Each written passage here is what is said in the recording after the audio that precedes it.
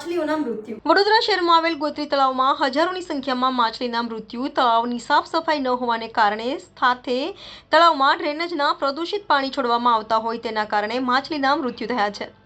સામાજિક કાર્યકર કમલેશ પરમાર દ્વારા આક્ષેપ સાથે જણાવ્યું હતું કે વારંવાર વડોદરા શહેરમાં અનેક તળાવમાં સિક્યુરિટી ગાર્ડ બેસાડવામાં આવ્યા છે। લાખોનો કોન્ટ્રાક્ટ સિક્યુરિટી ગાર્ડ માટે આપેલ છે, છતાં માછલીઓના મૃત્યુ થાય છે। સ્માર્ટ સિટી પ્રોજેક્ટ અંતર્ગત અનેક તળાવને બ્યુટિફિકેશન કરવામાં આવ્યા હતા, પરંતુ તળાવમાં મસ્ત મોટો ભ્રષ્ટાચાર થયો હોય તેના કારણે જળચર જીવોના મૃત્યુ થયા છે।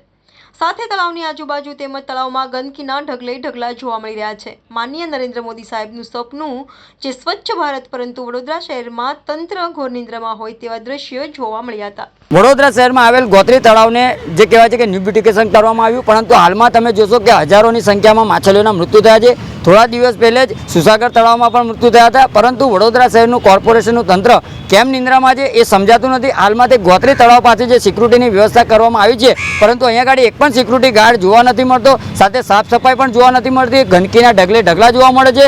સાથે જે કહેવાય છે કે જે જંગલી વનસ્પતિઓ છે ટૂંક સમય પહેલે પણ એને સાફ સફાઈ કરવામાં આવી હતી, પરંતુ હાલમાં પણ ફરીથી જે છે તે પરિસ્થિતિમાં છે। એટલે ખાસ કરીને આપણા ન્યૂઝના માધ્યમથી અમારી અપીલ છે કે જે જળચર જીવો જે મૃત્યુ પામી રહ્યા છે તેની સંપૂર્ણ તપાસ થવી જોઈએ અને સ્થાનિક કોર્પોરેટરો, ધારાસભ્ય સાથે સાથે અધિકારીઓને સૂચના આપી અને આને સંપૂર્ણ તપાસ કરી અને જે તે જવાબદાર વ્યક્તિ સામે સૂચના આપીને તેઓની સામે કાયદેસરની કાર્યવાહી કરવામાં આવે તેવી અમારી ખાસ માંગણી છે।